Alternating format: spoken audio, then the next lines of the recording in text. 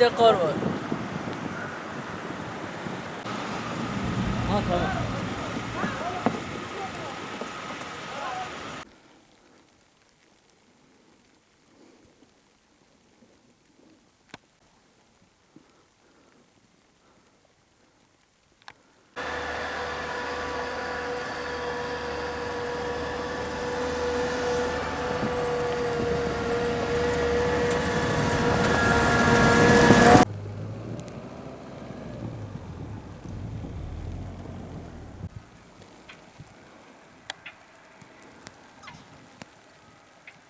Valla bu sene iyi geçti genelde kışımız ama bu 2-3 gündür çok güzel gördük karı da kışı da.